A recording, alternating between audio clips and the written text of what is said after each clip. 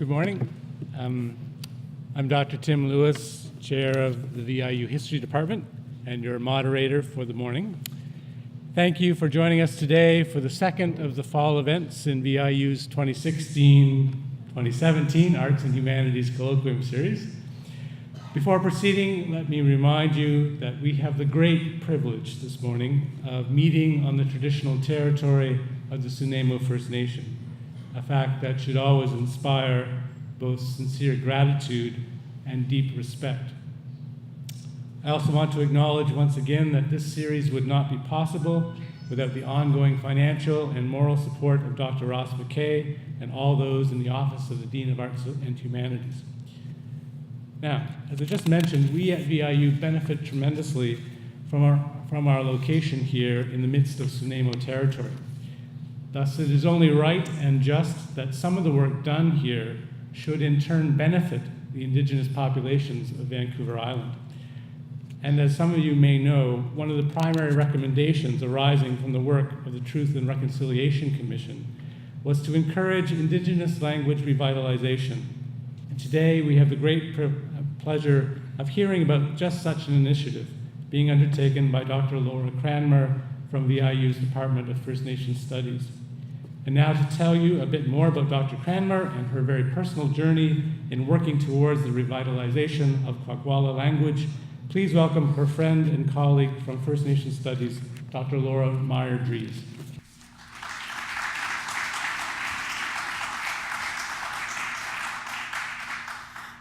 Good morning, everybody. It really is an honor to be here this morning in order to introduce my dear colleague, Laura Cranmer, to you. My name is Laura Meyer-Dries, and I'm Dr. Cranmer's co-worker in the VIU First Nations Studies Department.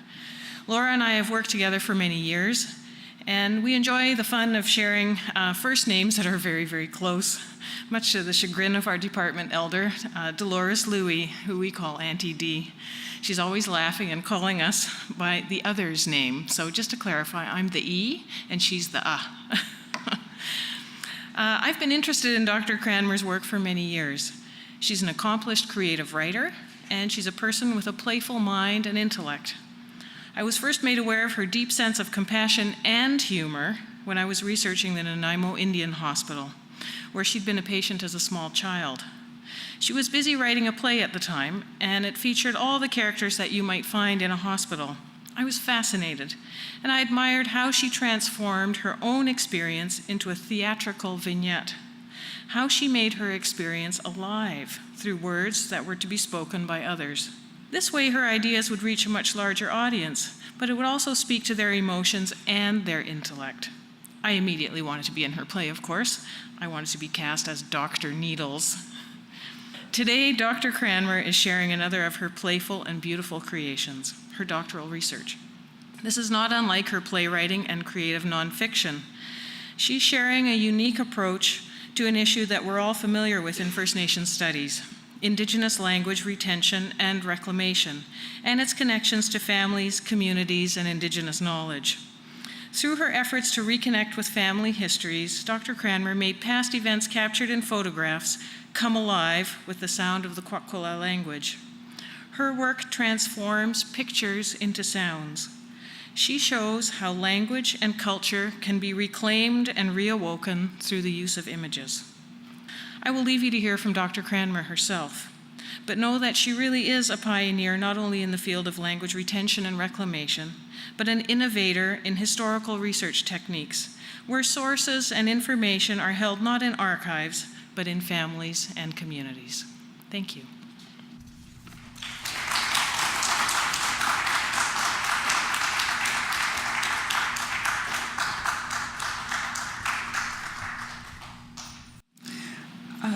I would just like to say a few words in Kwak'wala and call on Laurie to stand with me. I asked Laurie at the backstage if I get emotional, could you come up here? And she says, just give me the signal and get up here. So I want Laurie to stand with me, and I invite my daughter Joanna to stand with me as well. So this title is it's mostly a provocative question to prompt discussion. And we'll get into the statistics for fluent and semi-speakers of Kwak'wala later in my presentation. But for now, I would like to just read this greeting that I've practiced over and over, and it's how I learn Kwak'wala mostly is through my literacy efforts and with mentors who I communicate over Skype. And so, Gela Kasdachla Naltamuyut, Gela Kasdachla Lilacho, Nugwa Eklala, Gayutlin Lachida Yelis, Gayutlin Amcha and Lachida Haida Lachen Abaskutame, Gayutlin Lachida Numgis Lachen Oskutame, Hetman Gagam Putla Buntilak, Iaxila Gakan.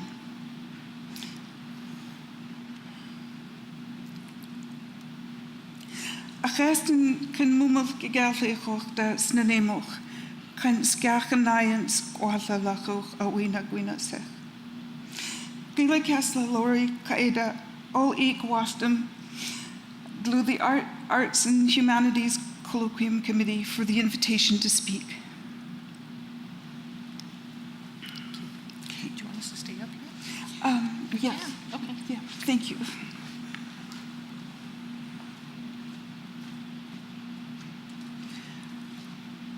So, in order for researchers to conduct work such as interviewing Indigenous peoples, there is an ethical review process to follow as set out by our post-secondary institutions.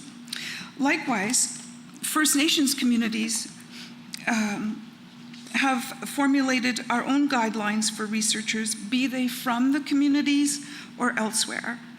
The community guidelines are at least as significant and rigorous as the university's guidelines and include band council motions to accept research proposals. This whole process took between 6 and 8 months to receive approval by 3 different First Nations band councils.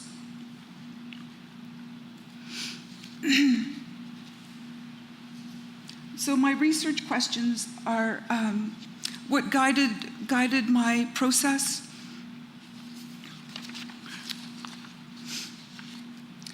So I was interested in the kinds of stories elders would respond with when they saw these photographs that I had from my paternal grandmother, Gwintilaug. She had taken so many photographs. They filled at least 3 or 4 suitcases that are stored away in the basement of my Auntie Gloria, in her home in Alert Bay. And I scanned at least 300 photographs that was just really scratching the surface of the vast volume in these suitcases. So I encountered a few studies involving photo elicited interviews. So what will these photo assisted interviews reveal about the temporal, the geographic, historical, and cultural context for the photographs? Further, what effects will my participation in this project have on my identity as an adult Numgis woman and on my engagement with Kwak'wala as a member of my family and my community?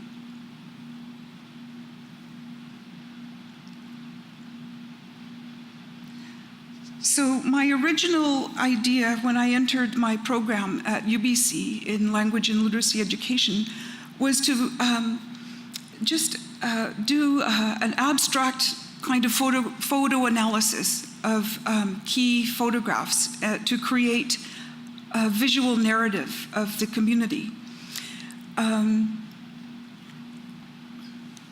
And these photos are of Kwak'wala in her very young, as one of our elders called teenagers, in her teen angel years.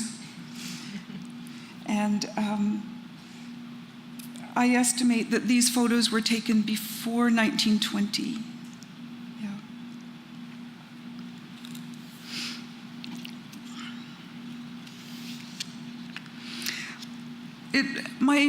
My initial intention changed after taking my first course in my program with Dr. Patsy Duff in Second Language Acquisition Theory, or SLA. And after reading autobiographical accounts written by adult bilinguals to learn their second languages or even their heritage languages, I then changed my focus to conducting a self-study to document my account of attempting to reacquire Kwak'wala as a deep and rich way to accompany a study of the photos to access Kwak'wala's worldview. I also realized that my personal journey of language learning is worth recording for itself, as this deeply connects to identity and to my research questions. So what are the theoretical frameworks that supported my research questions?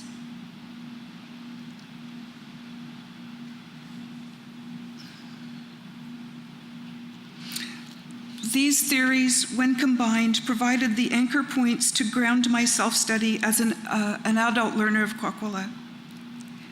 Indigenous studies promotes and validates first-person narratives, particularly in the First Nations, Indigenous first-person voice.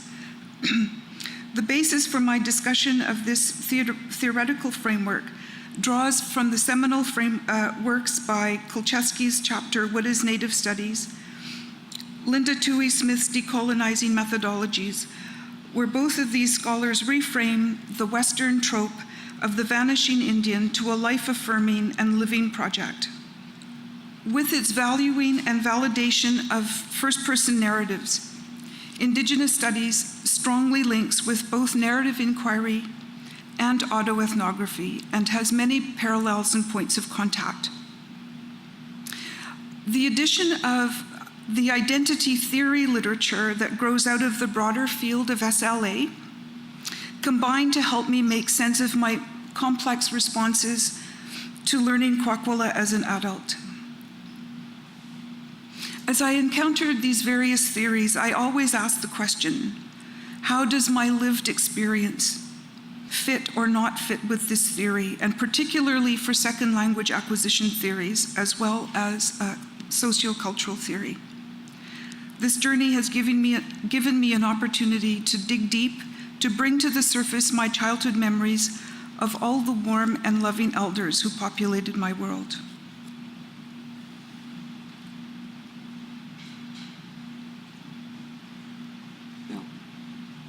So there's two brief definitions of narrative inquiry and autoethnography. Both, when all brought together through personal storytelling, validate and affirm my life experience by the institution of post-secondary institutions.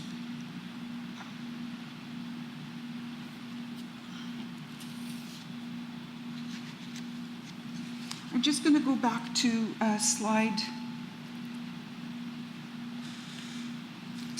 this slide here.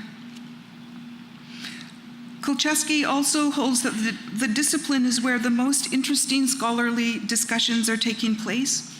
It is vibrant and engaged, and our work is conducted both inside and outside the boundaries of the academy. It is insistently questioning and self-questioning. The activities and research projects within the discipline will of necessity reconfigure the very relationships between campus communities and First Nations host communities. Kulczewski also holds that Indigenous studies, properly understood, is a storytelling practice and thus resembles narrative knowledge and can be seen as an interpretive practice. With these points in mind, the discipline is aligned with both narrative inquiry and autoethnography. So I'm going to slide 8. Forward, yeah. And then the next one. Just take Yeah, okay. So,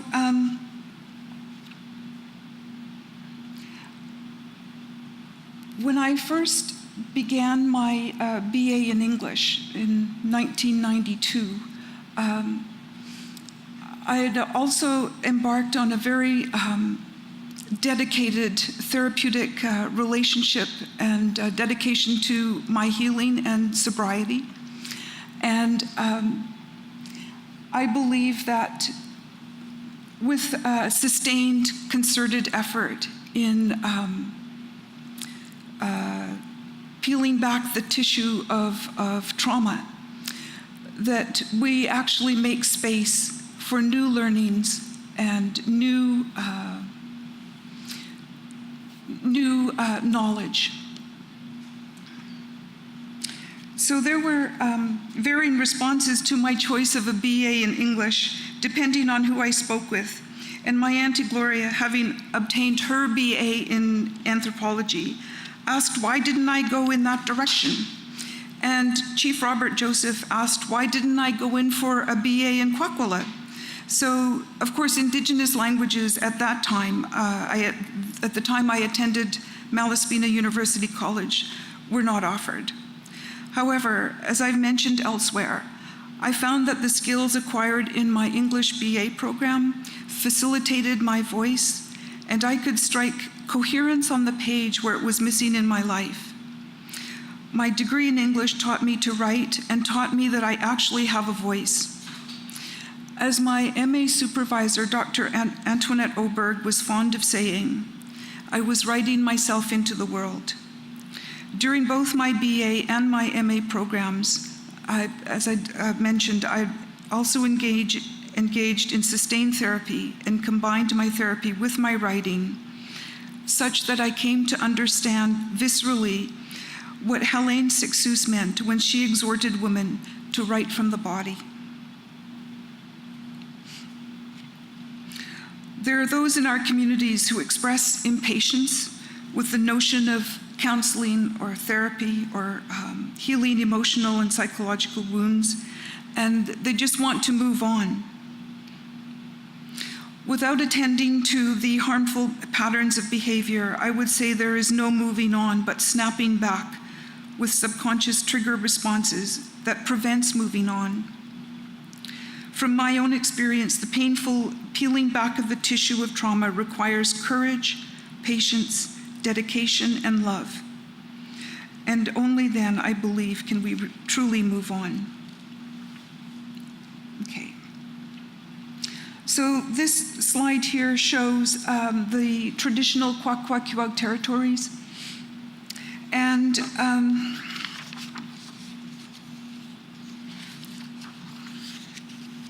the 2014 report on the BC status of First Nations languages says that there finds that there are only 160 fluent speakers with approximately 497 identified semi-speakers. And I wouldn't claim that I am a semi-speaker. I would say that I'm a latent learner or adult, just simply adult learner with latent knowledge, having grown up until I was sent to Nanaimo Indian Hospital at the age of 6, having been immersed in a Kwak'wala speaking environment. Okay.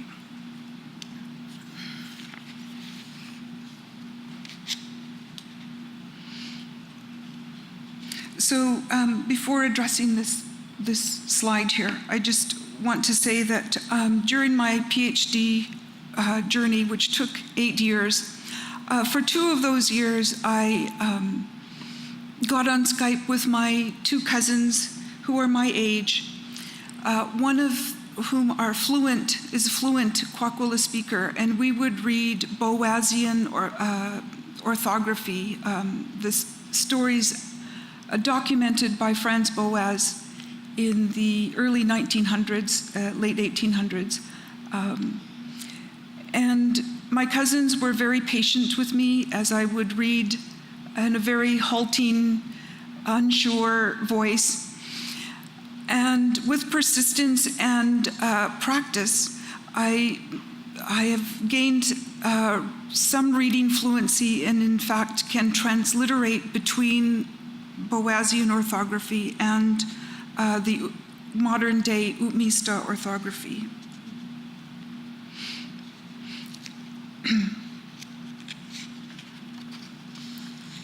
Okay, so I would say that the photos from Gwyntilawg's archives are now probably just outside the window of time that is ideal to conduct photo elicitation interviews as described by Harper in his study. My purpose was only to elicit spontaneous Kwak'wala speech between elders who were willing to be interviewed and recorded.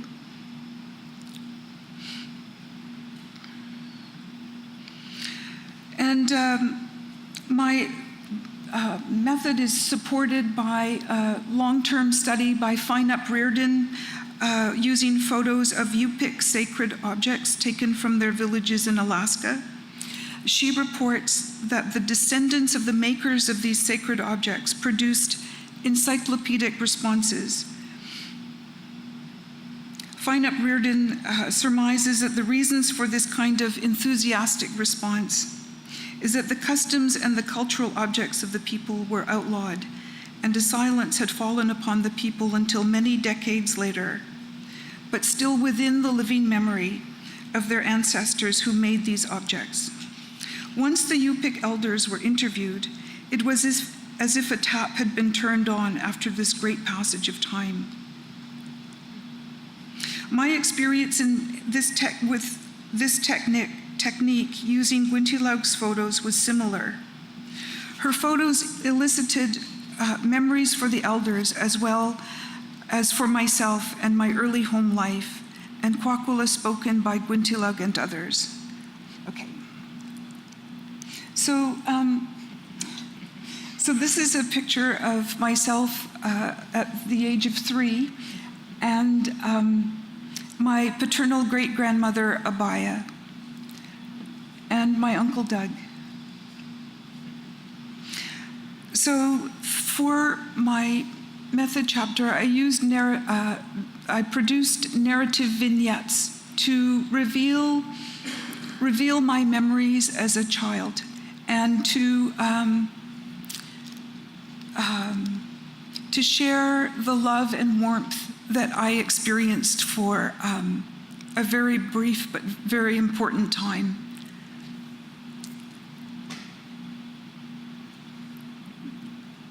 Okay.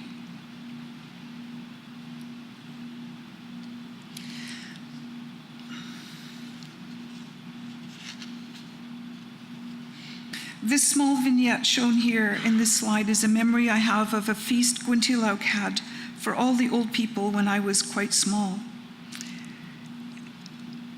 And when I had read Dr. Archibald's Indigenous story work, her observation of her own memories of feeling loved by her elders, I immediately recognized similar feelings of warmth and safety in these memories of my own elders.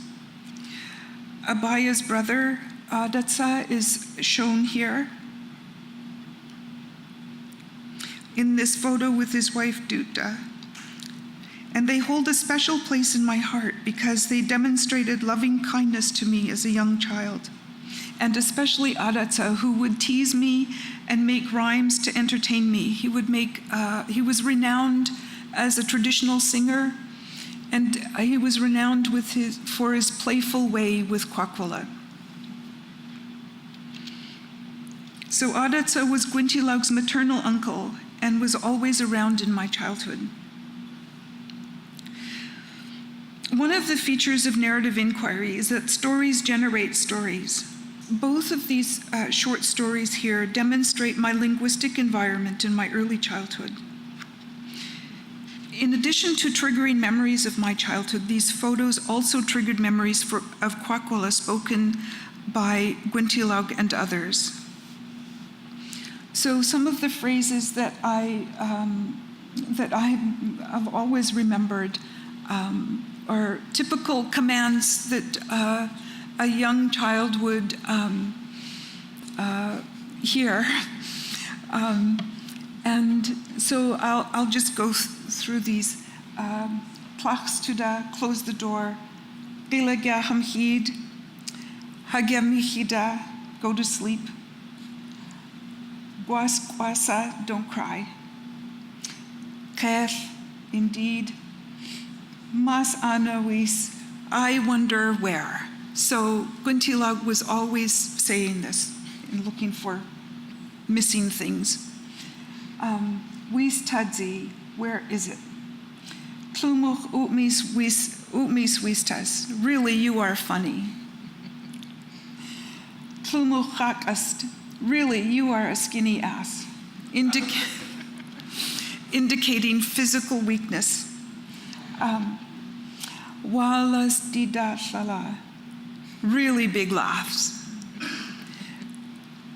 So, not yet, okay. So remembering these phrases gave me hope that I could build upon these early experiences and memories and deepen my understanding through the study and practice of Kwak'wala, mainly through my literacy. I recalled one time Alice Peters, who was known as Nalaskum, and as I realized the complexity of how the words come together and break apart, where Nalaskum was her regular everyday name, I asked my Auntie Bunt if Alice's name really meant day face. When I realized that Nala means day and the suffix means face. Auntie Bunt agreed, saying that Uncle Danny would call Alice Daylaskum, blending the English translation with the Kwak'wala. Nalaskum helped Gwyntilaug with cooking meals at Cranmer's Cafe when I was a child. In conducting these interviews with the elders from home, in sharing stories about the people in the photos, in transcribing the interviews to tables and breaking down the language, I thought I could improve my proficiency, which I have to a certain extent. And I think with consistent, sustained mentoring, I could go further, as I have learned that it's the daily interaction with our fluent speakers that I need. So, as the reason for this entire 8-year research journey is, as we all know, the suppression of Indigenous languages and cultures through the residential school system. And here in the next slide, I share a photo of St. Michael's Residential School, and the page on your right shows the names of the children as they were admitted to the school. And I received this page from Dr. Robert Joseph.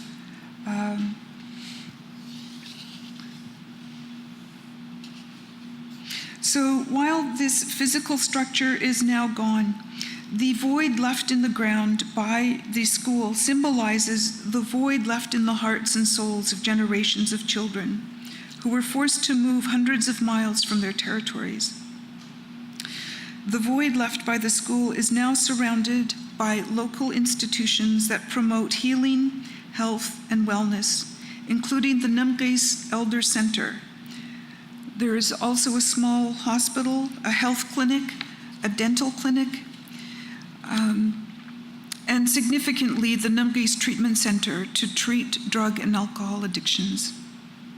So with the assistance of my Auntie Gloria Cranmer Webster, affectionately known as Yotu, I attended one of the elders' luncheons to introduce my project, along with 3 binders of Gwyntilag's photos.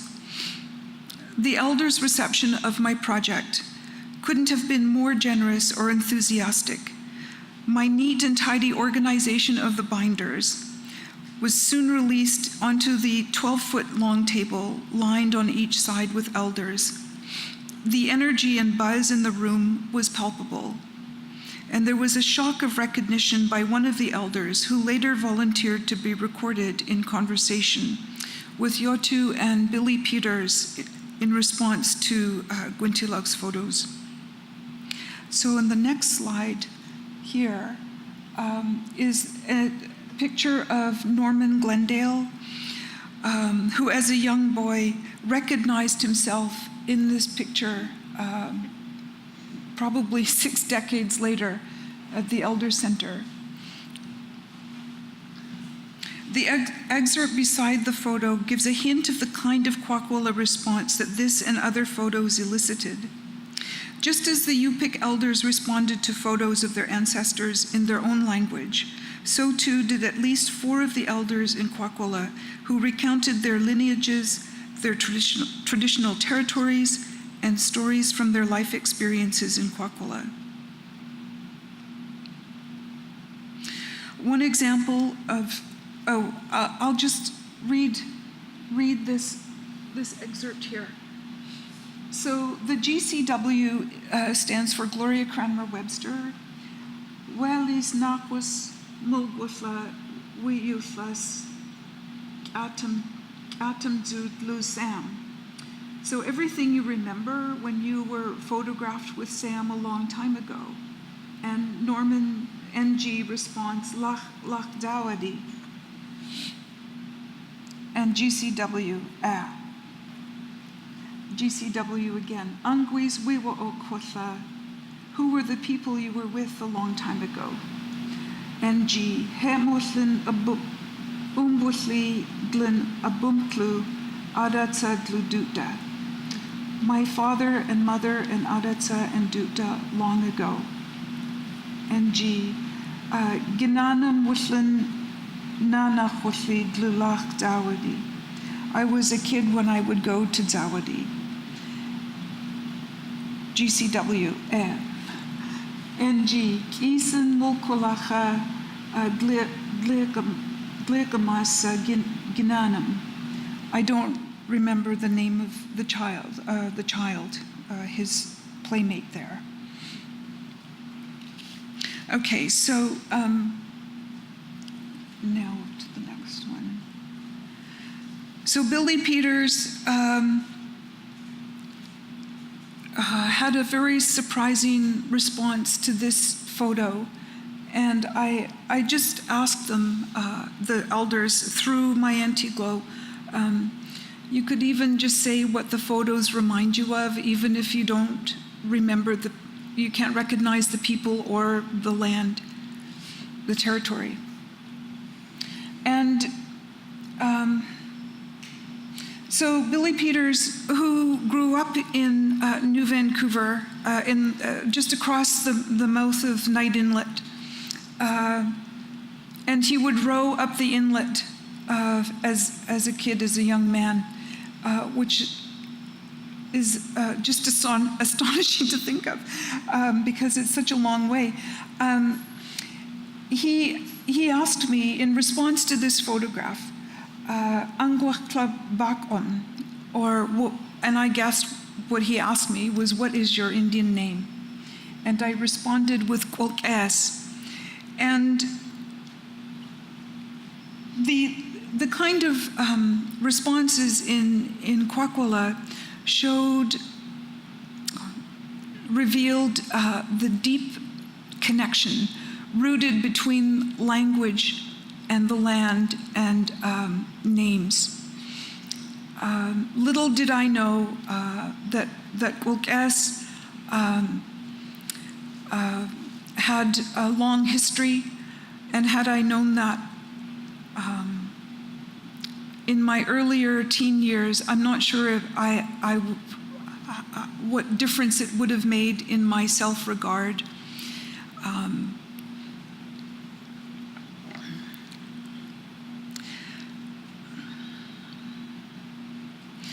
So the little boy in the photo is my cousin Carrie's father, David Martin.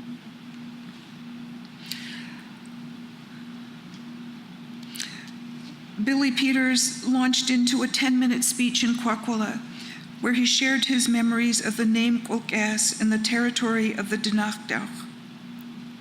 In a way, this session brought all my research together, in that I learned the origin and meaning of my own name, something I had never known before, and it had resulted from photo elicitation, language study, and narrative inquiry.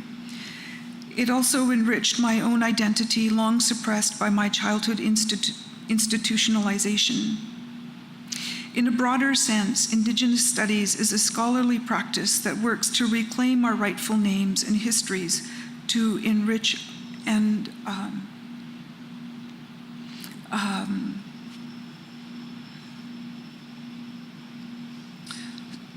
strengthen our Indigenous identities.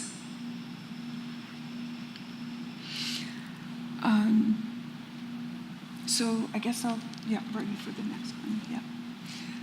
So right now I'm working with Emily Aitken, who is doing her MA in Indigenous Language Revitalization at University of Victoria.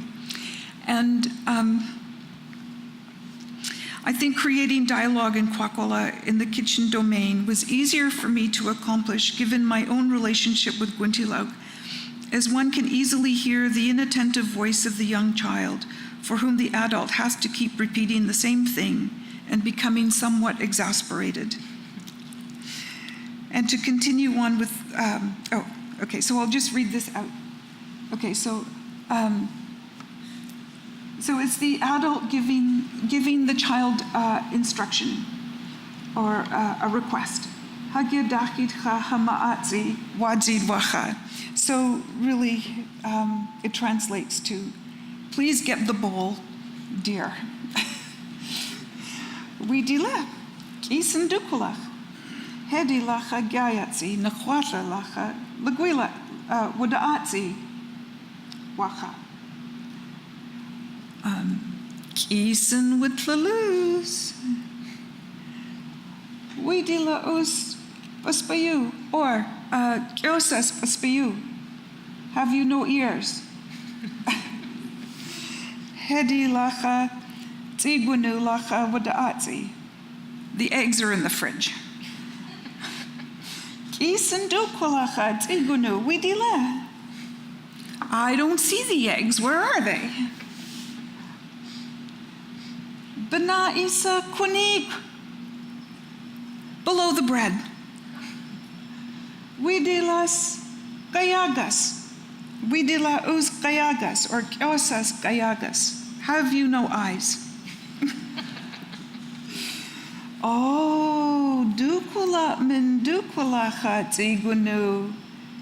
Ginsus achastasuos. Yuduch nikin wacha. So, oh yes, I see the eggs. How many did you want? 3, I said.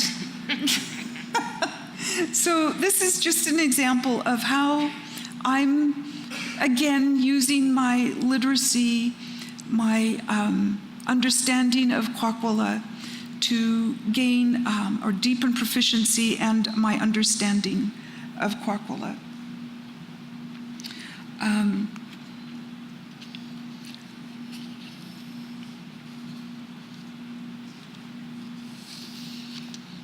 And to continue on with the food theme and to share with you a prayer to the salmon that I've recently encountered in the Boaz text religion of the Kwak'wala Indians. So I took this paragraph and transliterated it to our modern Utmista orthography. Yes, please. So this one is easier for me to read out loud. And below is the English translation. We gailagya mayuchwen Yutnawalak.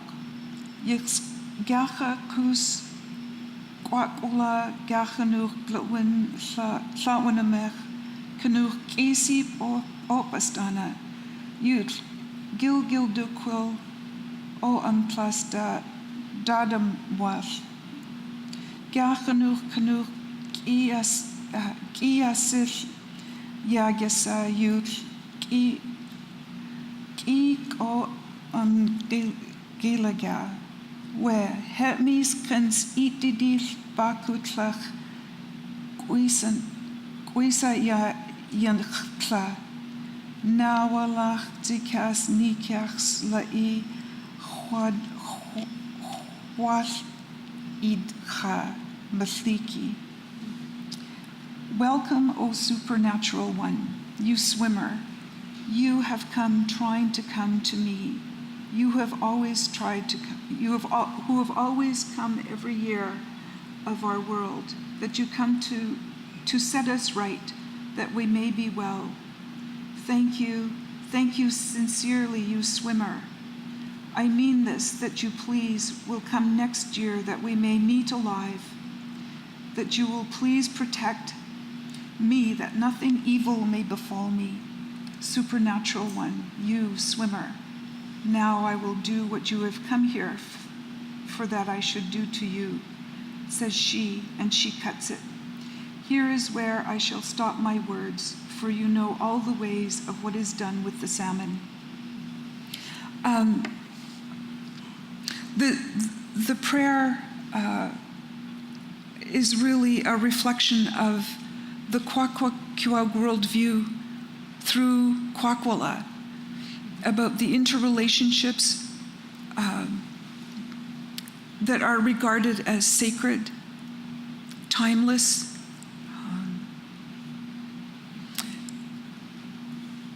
mythic. The salmon is such an important resource in our communities.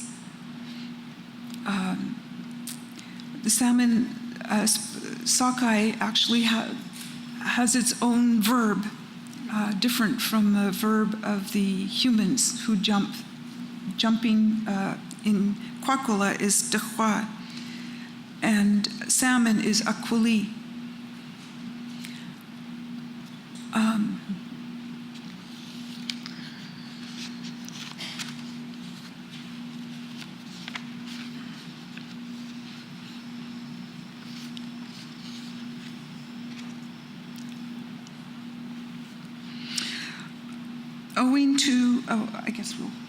Here I pose a challenge at the end of my talk, at the end, the next slide.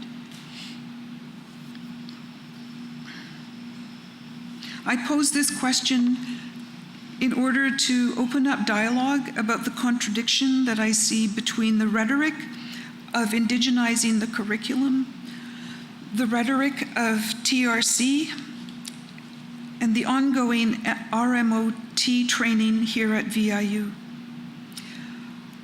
Why are we as an institution promoting an industry inimical to our sacred wild salmon stocks?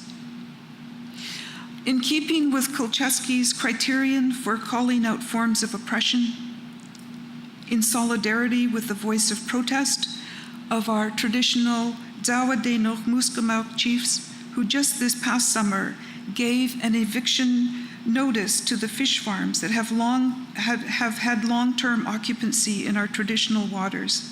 I asked this question.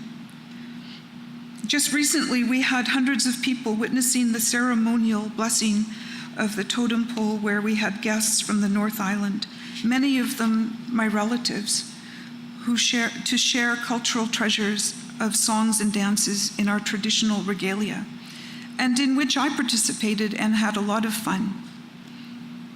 And in our gatherings at home, we have traditionally cooked salmon, so while we can still celebrate and express our joy, we are losing our wild salmon. I pose this question as a door opener to a conversation about this deep contradiction that's structural, it's economic, and catastrophic for our wild salmon stocks. Indigenizing the curriculum would not now or ever mean participating in an industry that purports to save our wild stocks while providing much needed employment for remote communities. And I realize that for some in the audience, this might be very controversial, as we have in our own communities proponents of fish farms, but there has to be a better way. As the salmon fry swimming through waters made toxic by the fish farms have drastically reduced the numbers of our wild stocks. And so on that cheerful note ends my discussion.